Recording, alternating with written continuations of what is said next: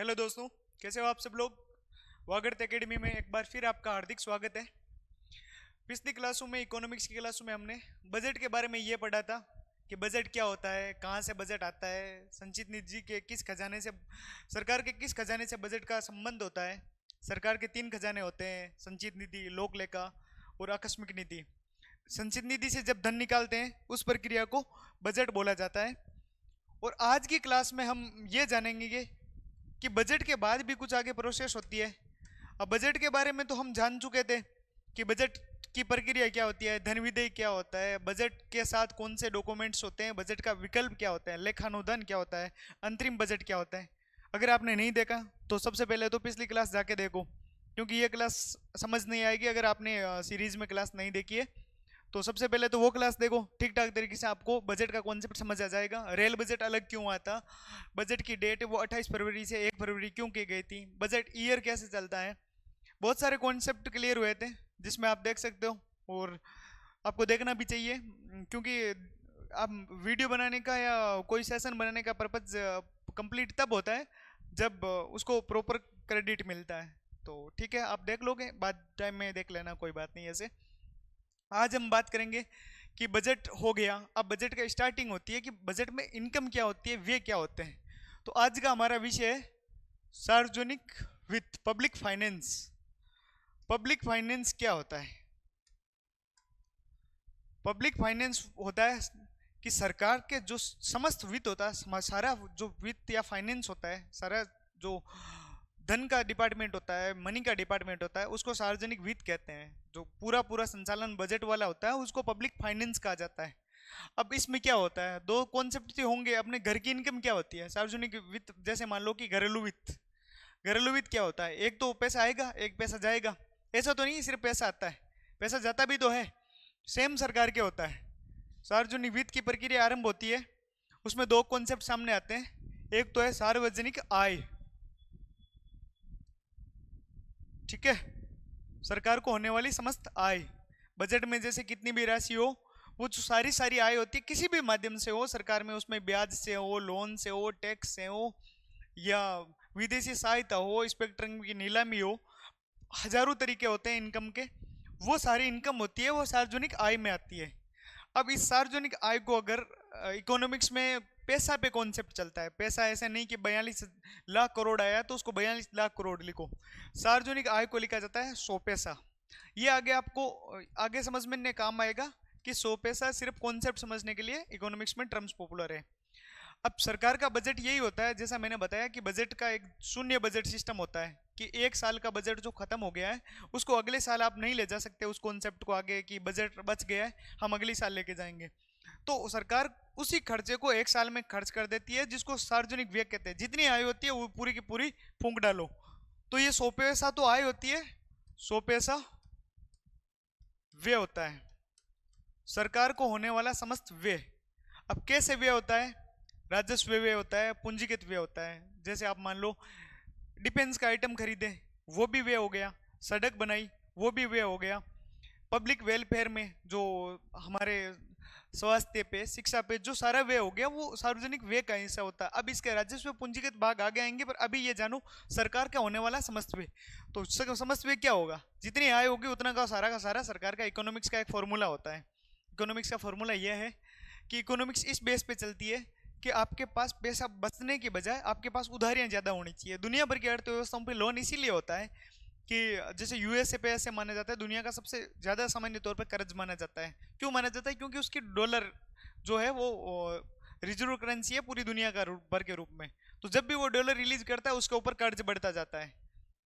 उसकी एक proper theory है, पर सिंपल ये समझ लो दुनिया में इकोनॉमिक्स इसी बेस पे चलती है कि आप जितना खर्च करोगे इकोनॉमिक्स को उतना फायदा होगा। अपनी तरह नहीं कि सेविंग नेचर, इकोनॉमिक्स में होता है पैसा खर्च नेचर। इकोनॉमिक्स का सिंपल फॉर्मूला है उपभोक्तावाद।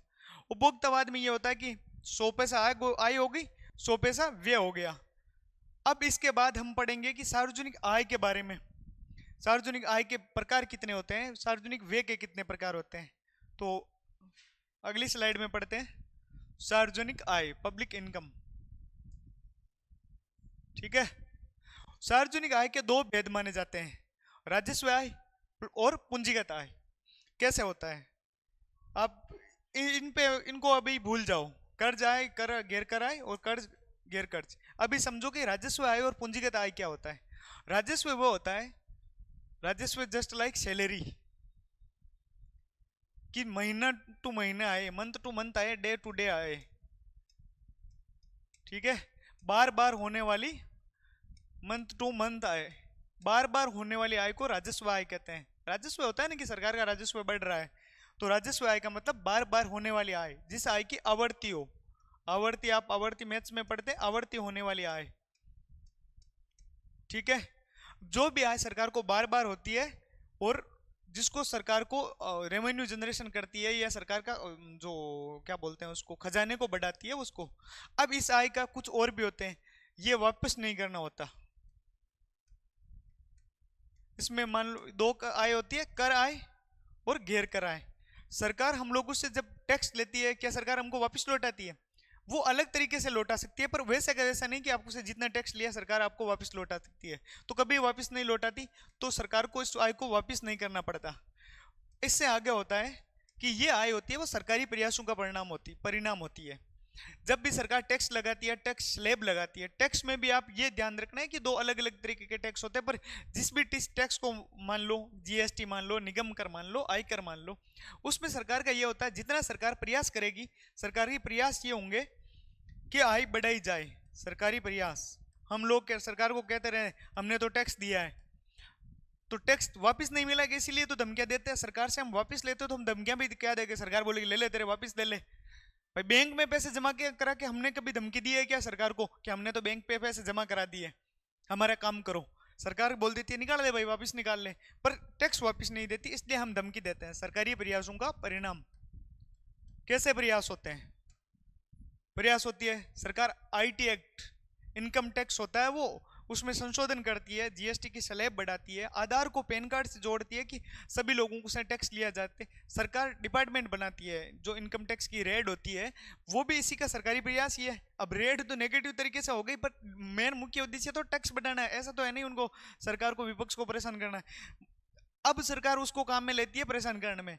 इसका मकसद तो यही था कि टैक्स बढ़ाना, टैक्स स्लैब को बढ़ाना।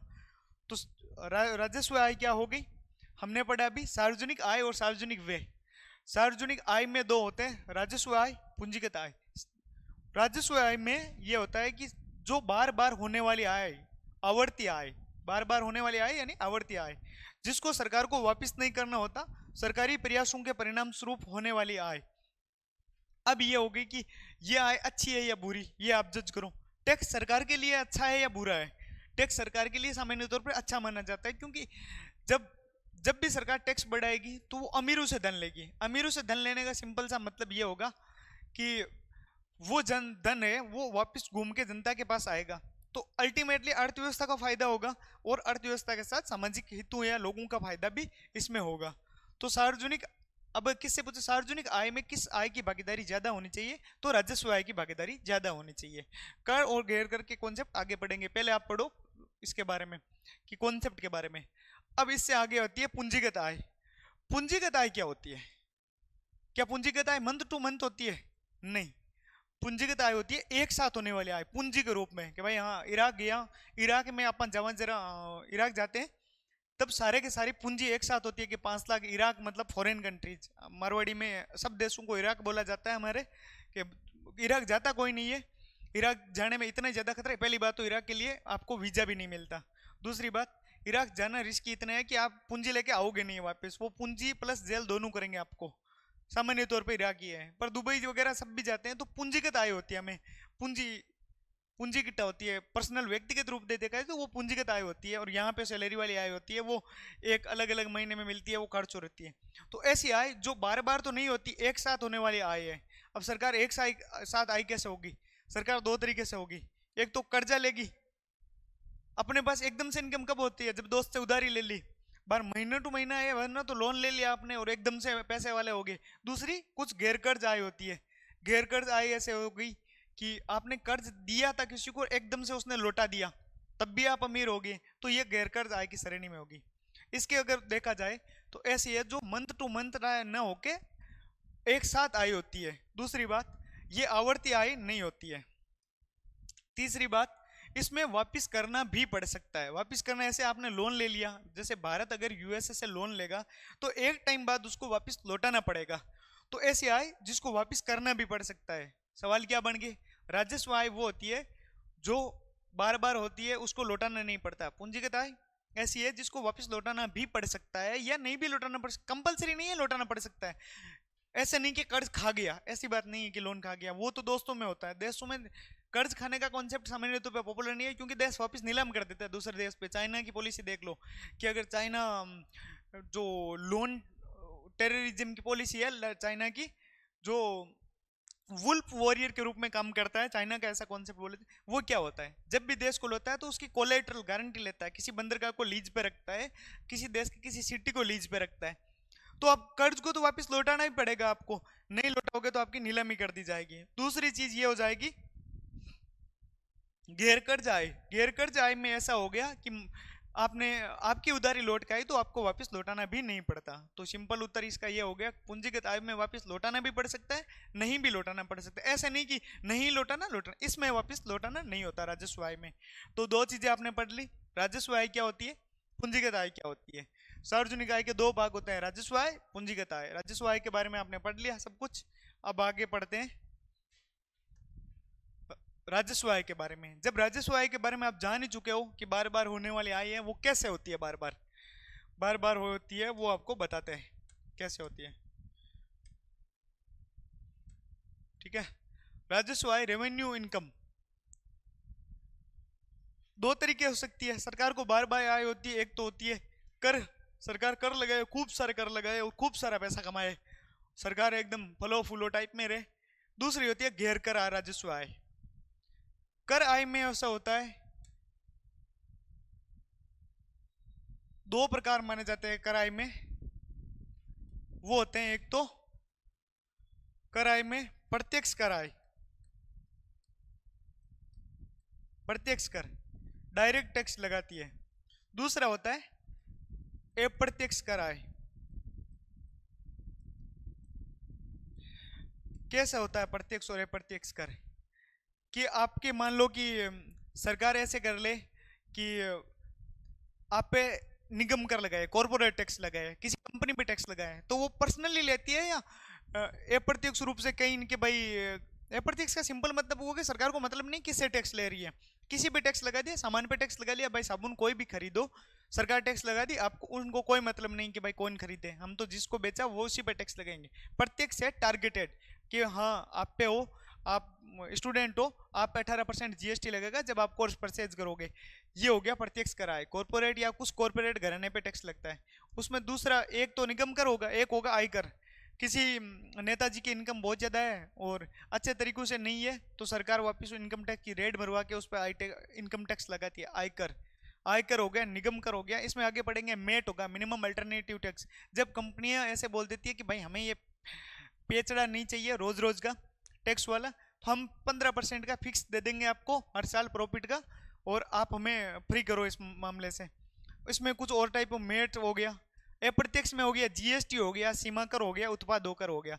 तो कर आय ऐसी कर आय होगी कि जिसमें सरकार अपने प्रयासों के द्वारा कर वसूलती है, टैक्स वसूलती है अपने प्रयासों के परिणाम स्वरूप। ये टॉपिक थोड़ा लेंथी है तो इसको कर आय को बस इतना बताया है आपको कि आपको आइडिया रहे कि हाँ कर आय क्या होती है। ये सबसे लास्ट में इन सब के बाद पढ़ेंगे क्योंकि ये छोटे छोटे से होते हैं कि गैर कर राजस्व आय। गैर कर आपको बता दिया। कर के बिना एक तो तरीका हो गया कर टैक्स, दूसरा हो गया कि बार बार ऐसी इनकम कौन सी हो रही है जो बिना टैक्स के भी हो रही है, तो ऐसी कौन सी इनकम है वो सबसे पढ़ो। सवाल बनता है सबसे ज्यादा गैर कर राजस्व आय से। अब इसमें होता है कंफ्यूजन गैर कर राजस्व आय और गैर कर पूंजीगत आय में। तो सबसे पहले आप वो पढ़ो जिसमें कंफ्यूजन होता है। गैर कर राजस्व आय जो करों के अलावा होने, सरकार को बार बार जो रेवेन्यू होता है बिना करके, वो होता है गैर कर राजस्व आय। इसको पढ़ते हैं। अब कौन से रेवेन्यू होते हैं, एक तो होता है लाभांश। लाभांश क्या हो गया, लाभांश ऐसा हो गया सरकार की एक कंपनी मान लो, एनटीपीसी मान लो या ओएनजीसी मान लो। अब ओएनजीसी ने प्रॉफिट कमाया खूब सारा, सरकार ने इन्वेस्टमेंट किया उसमें अच्छा भला, और ओएनजीसी का जो चेयरमैन है वो बोल दिया पैसा नहीं देंगे आपको। तो सरकार बोले कि कोई बात नहीं आपको हम बदलेंगे, और दूसरा जो चेयरमैन होगा वो हमें खूब सारा पैसा देगा, क्योंकि हमने आप पे पैसा लगाया था, आप सरकारी कंपनी हो। तो डायरेक्ट वो गवर्नर साहब बदले जाते हैं, उनके चेयरमैन साहब बदले जाते हैं, और वो जो प्रॉफिट होता है उसका कुछ डिविडेंड, इसको बोलता है डिविडेंड, लाभांश, वो डिविडेंड होता है, उसका कुछ हिस्सा मान लो 15%, 20%, वो सरकार के पास जाता है बजट में लाभांश के रूप में, जो आय के रूप में सरकार। आपने एक आरबीआई का विवाद सुना होगा, जिस समिति में ये अपने शक्तिकांत सर बने थे, गवर्नर बने आरबीआई के, उससे पहले उर्जित पटेल आरबीआई के गवर्नर थे, और उनसे पहले रघुराम राजन थे। तो रघुराम राजन और उर्जित पटेल के समय सरकार और गवर्नर के बीच यही विवाद हुआ था। आरबीआई के पास एक इमरजेंसी फंड होता है, उस इमरजेंसी फंड की एक लिमिटेशन सेट कर रखी है भाई कि आपको 3%, 5% जो भी सेट है, वो हमेशा धन बनाए रखती है आरबीआई के पास, लगभग 8 या 10 लाख करोड़ रुपए हमेशा रिजर्व रखते हैं। अब आरबीआई के डायरेक्ट गवर्नर ने मना कर दिया सरकार को, तो सरकार ने बोला हमारे पास आरबीआई एक्ट की सेक्शन है 42, उसमें आपके पास बाइंडिंग है कि आप हमें पैसा दो, लाभांश का पैसा हमें दो। आप नोट छापने से कमा रहे हो, आप सरकार को लोन देते हो, सरकार से ही टैक्स वो दर लेते हो भाई कि आपने सरकार पे कुछ वो स्लैब बनाई हुई है कि सरकार जब कुछ परिपत्र जारी करती है या कुछ भी जारी करती है सरकार, मान लो सरकार की तरफ से कमर्शियल पेपर या किसी कंपनी के द्वारा कमर्शियल पेपर जारी किया जाता है, उस पर वो वसूलती है। सरकार की तरफ से आरबीआई कहीं लोन देता है या लोन लेता है, उसमें सरकार से कर वसूलता है, नोट छपाई में सरकार से वसूलता है कि अपना सरकार से पार्ट। तो आप करोगे क्या पैसे का? सरकार बोली पैसा तो अल्टीमेटली हमारा ही है। तो जब कंपनियां हो, सरकारी कंपनियां हो, उसमें से कुछ लाभ का कुछ हिस्सा लिया जाता है, उसको लाभांश बोला जाता है। ये सेम वैसा ही है कि आपका कुछ इन्वेस्टमेंट हो किसी फर्म में पर्सनल लेवल पे, और आप उस फर्म के प्रॉफिट पे जाके बोलो कि मुझे तो मेरा हिस्सा चाहिए, और फर्म मना कर दे, तो आप उस पर कार्रवाई करवा सकते हो, आप उसमें से चेयरमैन बदला सकते हो, जो भी आपकी जितनी भी आपकी कैपेसिटी है वो उतना कर सकते हो। लाभांश वही हो गया, सरकारी कंपनियों में जितना भी सरकार का हिस्सा होता है उसका एक प्रॉफिट का एक हिस्सा सरकार के पास आना चाहिए। अब क्या ये टैक्स हुआ? टैक्स तो नहीं हुआ, ये लाभ का एक अंश हुआ, जो कर तो नहीं है, गैर कर राजस्व आयोग है। बार बार होता है, हर मंथ अगर आरबीआई अगर पैसा छाप रही है, पैसा कमा रही है, तो सरकार को हर मंथ देना होगा, हर डे उसका हिसाब किताब रखा जाता है। दूसरा हो गया ब्याज। सरकार ने लोन दिया, सरकार ने किसको लोन दिया? सरकार ने मान लो किसी कंपनी को लोन दिया, सरकार ने किसी हम लोगों को लोन दिया, सरकार ने किसी राज्य को लोन दिया। सरकार किन किन को? गवर्नमेंट, मैं केंद्र सरकार की बात कर रहा हूँ यहाँ पे। केंद्र सरकार ने, सेंट्रल गवर्नमेंट ने दिया राज्य को लोन, किसी फॉरेन कंट्री को तो लोन, फॉरेन विदेशी देश को लोन दिया, सरकार ने लोगों को लोन दिया, सरकार ने किसी संस्था को लोन दिया। मतलब सरकार किसी भी तरीके से, जैसे सरकार अभी हम लोगों को कुछ लोन्स देती है, उसमें से बोलती है कि ये 2 साल का आपका कर माफ और टैक्स माफ, उसके बाद आपसे कुछ हम लेंगे टैक्स, जो क्या बोलते हैं उसको, रेट होती है वो, हम टैक्स रेट होती है वो हम आपसे वसूलेंगे। बैंक रेट सामान्य तौर पर बैंकों के बीच पॉपुलर होती है, तो सरकार बैंक रेट नहीं तय करती है, सरकार की एक फिक्स दर तय कर देती है किसी भी राज्य से कि हम आपसे लोन की रेट है वो दर वसूलेंगे। वो दर जो आती है वो ब्याज के रूप में आती है। ब्याज सरकार के पास कैसे आता है? किसी कंपनी को, राज्य को लोन दिया, मान लो राजस्थान को केंद्र ने लोन दिया कि आप एक बढ़िया सी योजना निकालो, हम आपको पैसा दे रहे हैं। राजस्थान बोला हम 5% की दर पे आपको वापस मंथली रिटर्न करते रहेंगे। तो सरकार को ये बार बार आय हो रही है कि नहीं हो रही है? पर ये टैक्स नहीं है, इसलिए बार बार होने वाली वो आय जो टैक्स के रूप में नहीं काउंट होती, वो ब्याज भी होती है। अब ब्याज को आपको सबसे अच्छे से याद रखना है, इसका कंफ्यूजन आगे बताऊंगा, पर अभी आपको ये समझना है कि ब्याज इंपॉर्टेंट है, कि ब्याज कौन सी श्रेणी में आता है। सरकार द्वारा जो ब्याज प्राप्त किया है वो राजस्व श्रेणी में आता है, पूंजीगत श्रेणी में आता है, राजस्व में, कर राजस्व में आता है, या गैर कर में। तो ब्याज होता है वो गैर कर राजस्व आय में आता है। उसके बाद रेंट, रेंट ऐसे हो गया, अभी सरकार ने कुछ संपत्तियों का मोनेटाइजेशन करने की सोची। मान लो रेलवे की कोई प्रॉपर्टी है, रेलवे की प्रॉपर्टी है, आप मेट्रो से पकड़ लो कि कोई मेट्रो है, उस मेट्रो को सरकार ने किसी संस्था को ऐसे दे दिया, किसी इंस्टीट्यूट को, किसी कमर्शियल संस्था को दे दिया कि 1 साल को आपको हम ऑफिस देते हैं, आप ऑफिस यहाँ पे खोलो मेट्रो के ऊपर, और ये मेट्रो या रेलवे की जो डिपार्टमेंट है उसको संभालने की जिम्मेदारी, रख रखाव की सारी जिम्मेदारी है, प्लस आपको इतना रेंट है। तो सरकार जब भी रेंट लेती है, लगान लेती है किसी भी चीज पे, लगान, रेंट को लगान बोला जाता है, तो उसको सरकार काउंट करती है घेर कर राजस्व आय में। अब वो टैक्स तो नहीं है फिक्स स्लैब, क्योंकि टैक्स तो वो हो गया जो सब लोगों पे लगता है, एक फिक्स स्लैब होता है। ये तो है जो जो आके खुद सामने से बोलेगा भाई साहब हमको तो एक जगह दे दो, एक ऐसी चीज दे दो जो जिसमें से हम हमें सर्विसेज प्रोवाइड करवाएंगे, आपको हम पैसा देंगे। तो ये हो गई वित्तीय सेवाओं से आए, फाइनेंशियल सर्विसेज से। फाइनेंस, सरकार कुछ सेवाएं प्रोवाइड करवाती है, मान लो सरकार टैक्स सपोर्ट प्रोवाइड करवाती है किसी कंपनी को, टेक्निकल सपोर्ट करवाती है, सरकार यूपीआई प्रोवाइड करवाती है, यूपीआई जैसे, तो सरकार यूपीआई पे कुछ मात्रा में वसूली करती है कि भाई आप फोन पे को यूपीआई की एक्सेस दी और फोन पे हमसे वसूल रहा है, उसके बाद फोन पे से भी वो सरकार कुछ हिस्सा लेती है।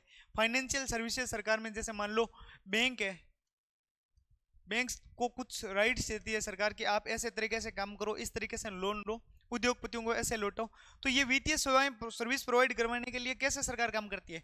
बैंक कर्मी सरकार के हो गए, एसबीआई बिठा रखी है सरकार की हो गई, बैंक कर्मियों के अलावा सरकार का पूरा जो कोड होता है वो सरकार का होता है, सब कुछ चीजें होती है, उन सेवाओं को सरकार चार्ज करती है। वित्तीय सेवाओं को सरकार कुछ वित्तीय सेवाओं के लिए जनता से भी चार्ज करती है, ट्राई काम करती है, जो टेक्निकल सर्विसेज के लिए, दूरसंचार प्रसारण सेवाओं के लिए करती है, कुछ संचार, सूचना व संचार मंत्रालय होते हैं वो भी इन कामों में एक्टिव रहते हैं वित्तीय सेवाओं में, तो सरकार इनसे वसूल करती है। तो चार हो गई है गैर कर राजस्व आय में। एक तो हो गया लाभांश, जो बैंकों वगैरह से लाभ कैसे मतलब वसूला जाता है, ब्याज, किसी राज्य सरकार को लोन दिया उसकी रेट हो गई, वो पर मंथ ब्याज हो गया, इंटरेस्ट रेट हो गई। रेंट, सरकार ने किसी संपत्ति का रेंट पे लिया और दिया और उसके लिए कुछ किराया वसूला, वित्तीय सेवाओं से सरकार ने जो भी बैंक बैंक में जो काम करती है सरकार उसमें। इसके आगे हो गई विदेशी सहायता। अब विदेशी सहायता दो तरीके से काम करती है। क्या विदेशी सहायता पूंजीगत स्रोत है? सामान्य तौर पे सरकार को लोन मिलता है, मान लो आपको एडीबी से लोन मिलता है, तो सरकार को एक फ्लो में लोन मिलता है कि योजना का 50% होगा तो इतना मिलेगा, 70% होगा तो इतना मिलेगा, 90% होगा इतना मिलेगा, और सरकार का इन्वेस्टमेंट बढ़ता जाता है, उसके साथ ही विदेशी सहायता उसी प्रकार से बढ़ती जाती है। विदेशी सहायता का कॉन्सेप्ट है, विदेशी सहायता लौटानी नहीं होती, विदेशी सहायता हो गई, विदेशी कर्ज हो गया, विदेशी सहायता सामान्य तौर पर लौटानी नहीं होती। और राजस्व आय का पहला भी फॉर्मूला है कि जो लौटाना नहीं होता वो सरकार, ना तो ब्याज लौटाना होता, ना रेंट लौटाना होता, ना लाभांश लौटाना होता, ना वित्तीय सेवाओं से जो सरकार वसूल लेती है वो लौटाना, ना विदेशी सहायता। विदेशी सहायता, मान लो हमारे यहाँ पे कोई फ्लड, बाढ़ आ गई, अब सामान्य तौर पे ये है सरकार ने विदेशी सहायता लेना बंद कर दिया है। जब से नरेंद्र मोदी सरकार बनी है, मोदी जी ने बोला है कि हम तो विश्व गुरु बनेंगे और विश्व गुरु किसी से सहायता नहीं लेते, जबकि वो सहायता दे के आए हैं रशिया को, तो हम मैं अभी के टाइम में विश्व गुरु और हम किसी से सहायता नहीं लेते। तो विदेशी सहायता सामान्य तौर पे अभी नहीं प्रचलित होता है, पर किसी जमाने में विदेशी सहायता प्रचलित था, उस समय में विदेशी सहायता ली जाती थी और विदेशी सहायता आपको वापस लौटानी नहीं पड़ती थी। जैसे गुजरात के जो भूकंप आया था उसमें कुछ जापान जैसे देशों ने सहयोग किया था, कुछ ने टेक्निकल सहायता दी जाती है, टेक्निकल सहायता भी एक विदेशी सहायता होती है। आप किसी मशीन की या किसी सर्विस की अगर पैसे देके पे कर रहे हो, उसकी जगह आपने टेक्निकल सपोर्ट ले लिया तो वो भी एक विदेशी सहायता होगी, वरना उसका आपको पैसा देना पड़ता। आगे हो गई सरकार की सबसे फेवरेट हो गई और सबसे विवादास्पद स्पेक्ट्रम नीलामी से। स्पेक्ट्रम नीलामी क्या होता है? आप अभी फोन यूज कर रहे हो 5G, उससे पहले था 4G, ऐसे 3G 2G चलता था। अब इसके लिए सरकार क्या करती है कि सरकार को आय होती है। क्या ऐसे ही जियो या एयरटेल आके ऐसे बोल दे कि हमारे पास तो आज 5G का कोर्स लॉन्च किया है और आप सभी फायदा उठाएं? ऐसा नहीं होता है। इसके प्रोसेस स्टार्ट करती है सरकार। स्पेक्ट्रम की नीलामी की प्रोसेस थी, जिसके सबसे फेवरेट सरकार का सबसे विवादास्पद हुआ था वो 2G स्पेक्ट्रम घोटाला। आप पढ़ते हो 2G स्पेक्ट्रम घोटाला, वो क्या हुआ था? ये स्पेक्ट्रम की नीलामी से ही संबंधित था कि सरकार, मान लो 10 कंपनियां खड़ी है, जियो, आइडिया, वोडाफोन, सरकार एक बोली सेट करती है कि हम 5G की नीलामी कर रहे हैं 10 लाख करोड़ में, तो जियो ने मान लो उसका खरीदा 50%, एयरटेल ने खरीदा 40%, बाकी ने खरीदा 10%। अब सरकार इनसे बार बार 5G के प्रोसेस के लिए चार्ज करती है। सरकार 10 लाख करोड़ के साथ एडिशनल चार्जेस करती जाती है कि स्पेक्ट्रम नीलाम होता रहा। पर ये सरकार सामान्य तौर पे 10 ईयर्स की स्पेक्ट्रम की नीलामी करती है कि 10, पर सरकार इसमें परिवर्तन कर सकती है, कभी 1 साल कर दे, कभी 2 साल कर दे, 3 साल कर दे, तो ये बार बार आय होती रहती है। तो इसको बोलते हैं स्पेक्ट्रम की नीलामी से आय। स्पेक्ट्रम बुक नहीं, स्पेक्ट्रम होता है कि भाई आप ऐसे ऐसे काम कर रहे हो, तो ये हो गया 2G का स्पेक्ट्रम, ये 3G स्पेक्ट्रम, ये 4G स्पेक्ट्रम, ये 5G स्पेक्ट्रम, कि इस रेंज को बेची जाए इतनी कि भाई आपको सर्विस 4.5G की आपको स्पीड का फायदा उठाना है, आपको सर्विसेज अभी यही लॉन्च करनी है। उसके बाद 6G 7G जो भी आ गया, सरकार हर बार लॉन्च करती जाती है, सरकार उसके पूरे परीक्षण करवाती है और इसके रेगुलेशन, रूल रेगुलेशन सारे कुछ बनाती है और उसके बाद नीलामी करती है। उस नीलामी के रेंज में ही कंपनियां अपनी जो सर्विस है वो प्रोवाइड करवा देती है। यही वित्तीय सेवाओं के साथ जैसा ही सेम फील होता है। तो स्पेक्ट्रम की नीलामी से आय होती है वो राजस्व आय होती है, गैर कर्ज राजस्व आय, न कि पूंजीगत आय। आप ये मत सोचना कि एक बार बेच दिया तो बेच दिया, उसके बाद कोई दिक्कत नहीं। तो हमने 4-5 चीजें पढ़ ली गैर कर राजस्व आय में, कि एक तो हमारे पास ब्याज हो गया, दूसरी बात अपने पास लाभांश हो गया, तीसरी बात रेंट हो गया, चौथा हिस्सा हो गया अपने जो विदेशी सहायता वो हो गई, पांचवा स्पेक्ट्रम की नीलामी हो गया, एक कौन सा बचा, वित्तीय सेवाओं से आए, तो ये 6 हो गई। अब आगे के टॉपिक में हम पढ़ेंगे कि पूंजीगत आय। आपने स्टार्ट में पढ़ा था कि 2 प्रकार की आय होती है, राजस्व आय, पूंजीगत आय। राजस्व आय में कर आय, गैर कर आय, पूंजीगत आय में कर्ज आय, गैर कर्ज आय। अब पूंजीगत आय में हम पढ़ेंगे कर्ज कैसे होता है, कर्ज पूंजीगत आय, ये हम कल पढ़ेंगे, पर अभी मैं थोड़ा सा आपको संक्षेप में बता देता हूँ कि आपकी एक्साइटमेंट थोड़ी सी रहे कि कल की क्लास क्यों लेनी है। गैर कर्ज पूंजीगत आय, ठीक है। अब कर्ज पूंजीगत आय में कैसे होती है, एक तो होती है घरेलू स्रोतों से पूंजीगत आय, दूसरी होती है विदेशी स्रोतों से। सरकार अब अभी मैंने बताया विदेशी सहायता बंद की, विदेशी कर्ज नहीं, कर्ज तो लेना ही पड़ता है वरना सरकारों का कैसे काम चलेगा। सरकारें बार बार एडीबी से लोन लेती है, सरकारें बार बार वर्ल्ड बैंक से लोन लेती है, आईएमएफ से लोन लेती है, जिस प्रकार की विदेशी कर्ज हो, किसी देश से भी लोन लेती है, तो विदेशी जो कर्ज पूंजीगत आय, कर्ज पूंजीगत आय जो भी सरकार अपने कर्ज के रूप में लेती है वो। गैर कर पूंजीगत आय कैसे होता है वो भी अलग जानो। घरेलू स्रोतों से कैसे हो गई, सरकार ने ये बोल दिया कि हम हमारे जो कोलेट्रल के बेस पे हम एक मार्केट में ये कोलेट्रल लॉन्च कर रहे हैं, आपको ये खरीदना है, हमको पैसा देना है, हम आपको ब्याज देंगे।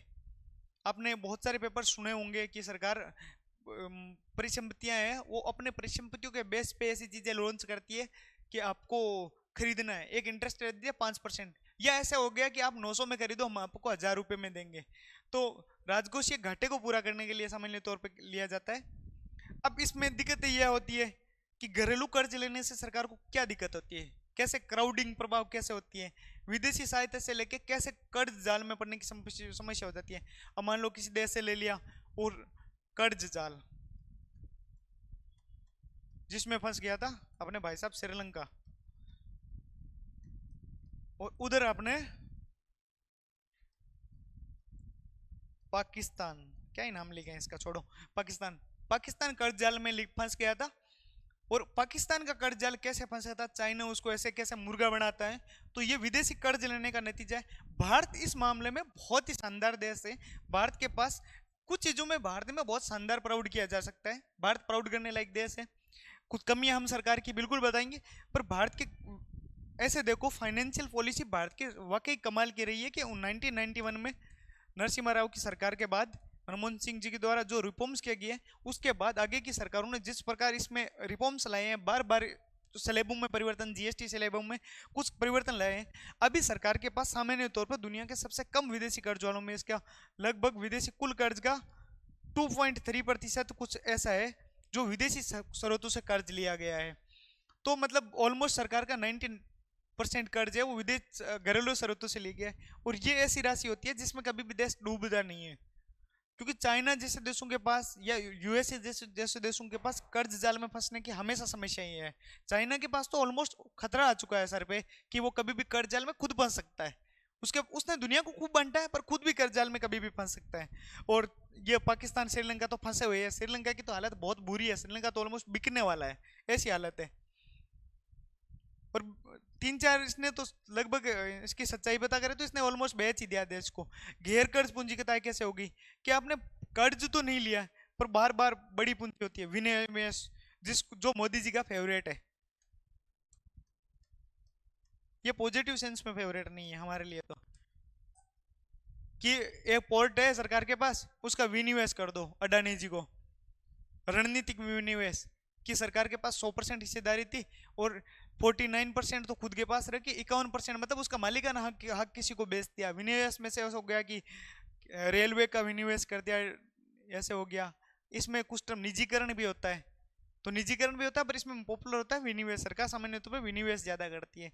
तो गैर कर्ज पूंजीगत आय में ये हो गया, विनिवेश हो गया, और दूसरी होगी इसमें कर्ज की वापसी। ये दो चीजें कंफ्यूज करती है। ब्याज होता है आप, वो तो हो गया कि भाई गैर कर राजस्व आय में, कर्ज हो गया वो गैर कर्ज पूंजीगत आय में। दो चीजों में जान, क्योंकि आप खुद सोच के देखो, ब्याज हो रहा था तब कुछ तो बार बार आय हो रही थी, और ब्याज लोन नहीं है इसलिए गैर कर हो गया। कर्ज हो गया वो पूरा का पूरा मान लो अपने राज्य को दिया, उसने पूरा लौटा ही दिया, तो अब बार बार वाला तो सौदा नहीं रहा। कोई राज्य बोल दिया कि भाई अब अपना हिसाब पकड़ो, अब अपने अलग अलग रास्ते। अब उस राज्य के पास आपको ये हो गया, सरकार के अंदर सरकार पैसे जेब में डालेगी, घर गैर कर्ज पूंजीगत आय हो गई। कि पूंजीगत आय तो खूब सारी होगी पर कर्जा नहीं लिया, सरकार के पास खूब सारा पैसा आ गया। सरकार बोले कि अब बजट में खूब सारा खर्चा करेंगे, तो ये कर्ज पूंजीगत आय, कर्ज हो गई वो गैर कर्ज पूंजीगत आय में। अब इसके बाद कल हम इसको थोड़ा सा डिटेल में पढ़ेंगे कि इसके बाद क्राउडिंग प्रभाव क्या हो गया, कि इधर से पैसा गया इधर गया इधर गया, और वो क्राउडिंग इसमें हो गया। घरेलू स्रोतों नहीं, ये तो वो हो गया क्राउडिंग प्रभाव। ऐसा हो गया कि सरकार ने बार बार लोगों को लोन दे दिया, लोगों से लोन ले लिया, तो ऐसा कुछ कर दिया। और सरकार ने पैसा ले लिया कि भाई बैंकों से सरकार ने उधारी ले ली। अब जो उद्योग है उनके पास पैसा लेने के लिए नहीं बचा, तो वो देश एक क्राउडिंग प्रभाव में फंस जाएगा कि उस देश के उद्योगों के पास ऐसी राशि नहीं बचेगी कि जो लोन लिया जा सके। दूसरा कर्ज जाल क्या हो गया, विनिवेश कर्ज होगा, वो कल पढ़ेंगे। उसके बाद हम पढ़ेंगे कर आय, जो सबसे शुरुआती टाइम में रही थी अपने पास। हाँ, ये हमारे पास बच गई थी, मैंने बोला था ये बड़ा टॉपिक है, ये 2-3 दिन तक चलने वाला टॉपिक है। इसको हम कल पढ़ेंगे, कल नहीं होगा तो परसों पढ़ेंगे इसको रेगुलर बेस पे। इतना शानदार तरीके से पढ़ेंगे जो शायद आपने कभी नहीं पढ़ा होगा। और आप ये जानोगे कि बजट पढ़ते समय किन चीज़ों पे सिर्फ आपको इतना लगाना है। अच्छा, ये बजट का आंकड़ा उठाया, अपने नोट्स बनाए, और नोट्स के अंदर इतनी सी लाइन लिखनी है। मैं तो ये बोलूँगा इनका आप नोट्स बना लो, और इन नोट्स में आप RS प्रीलिम्स का एक भी सवाल बाहर नहीं जाएगा, एक भी। 99 नहीं, ऑलमोस्ट 100% आपको इन नोट्स में से आपको मिल जाएगा कि जो भी आप बनाओगे तो 100% आपका PSI में तो आप भूल ही जाओ गलती होने की। रही बात समझने की दिक्कत आ रही है तो आप PDF या PPT से पढ़ा सकते हैं, पर PPT से तो क्या ही लिखे, फिर उसके बाद समझाने का कुछ रहता नहीं है। तो PDF आपको प्रोवाइड वैसे करवा देंगे टेलीग्राम ग्रुप में। आज की क्लास की हल्की हल्की समरी पढ़ लेते हैं कि आज हमने क्या पढ़ा। आज हमने पढ़ा सार्वजनिक आय क्या होती है, सार्वजनिक व्यय क्या होता है। दो चीजें पढ़ी थी। सबसे पहले हम पढ़ा था सार्वजनिक वित्त, पब्लिक फाइनेंस क्या होता है। पब्लिक फाइनेंस में हो गया दो पार्ट होता है, सार्वजनिक आय, सार्वजनिक व्यय। दोनों 100 पैसा। इकोनॉमिक्स में कि भाई 100 रुपया आया, 100 रुपया खर्च कर दिया। अब सार्वजनिक आय में हो गए हमारे राजस्व आय और पूंजीगत आय। राजस्व आय जो बार बार होती है, आवर्ती आय होती है, वापिस नहीं करना, सरकारी प्रयासों का परिणाम होती है। पूंजीगत आय हो गई गैर कर्ज आय हो गई। अब राजस्व आय को हम पढ़ रहे हैं, कर आय, गैर कर आय। कर आय वो जो सरकार के प्रयासों के परिणाम स्वरूप होती है, और जिसमें यह होता है कि सरकार अपने रिसोर्सेज के माध्यम से जनता से कर वसूलती है। दो तरीके के कर आय होती है, प्रत्यक्ष कर आय, अप्रत्यक्ष आय। प्रत्यक्ष कर आय में आयकर, निगम कर, मेट, मिनिमम अल्टरनेटिव टैक्स। अप्रत्यक्ष कर आय में जो हो गई वो जीएसटी हो गई, उत्पाद कर हो गई, सीमा कर हो गई, सेवा कर हो गई, वो सारी चीजें हो गई। गैर कर राजस्व आय में आपने पढ़ ही लिया, आप आगे पढ़ो। गैर लाभांश हो गया जो गैर कर राजस्व आय, जिसमें सरकार को टैक्स नहीं लगाना पड़ा फिर भी इनकम हो रही। लाभांश हो गया ब्याज हो गया, रेंट हो गया, वित्तीय सेवाओं से हो गई, लाभांश आरबीआई जैसी संस्थाओं के पास जो पैसा बचता है सरकार का हिस्सा होता है, ब्याज सरकार ने कहीं लोन दिया उसका ब्याज, रेंट सरकार ने कोई संपत्ति रेंट पे दी है वो, वित्तीय सेवाएं सरकार ने कोई सेवा प्रोवाइड की है उसके लिए जो पैसा लेती है वो, विदेशी सहायता सरकार को जो वापस नहीं लौटानी पड़ती वो विदेशी सहायता हो गई। स्पेक्ट्रम की नीलामी सरकार 5G 2G 3G स्पेक्ट्रम जो भी लॉन्च करती है उसके लिए स्पेक्ट्रम की नीलामी से जो आय होती है। अब होगी पूंजीगत आय, कर्ज पूंजीगत आय होगी और गैर कर्ज पूंजीगत आय। कर्ज पूंजीगत आय जो घरेलू स्रोतों से ली जाती है, जो दूसरी हो गई विदेशी स्रोतों से ली जाती है। दो तरीके की आय होती है, घरेलू स्रोतों से लेने पर क्राउडिंग प्रभाव की समस्या होती है कि आपके लोगों के उद्योगपतियों के पास धन नहीं बच पाता। विदेशी स्रोतों से लेते हो आप कर्ज जाल जैसी समस्याओं में फंस जाते हो जिसमें चाइना ने श्रीलंका और पाकिस्तान को फंसाया। गैर कर्ज विनिवेश आएगा वो हो गई विनिवेश आय वो हो गई जो गैर कर पूंजीगत आय में विनिवेश आय हो गई, और कर्ज जो हो गया वो वापस आ गया अपने पास, तो वो वैसी वाली आ गई। ठीक है, आज की क्लास में बस इतना ही। आपका वीडियो के अंत तक बने रहने के लिए बहुत बहुत धन्यवाद।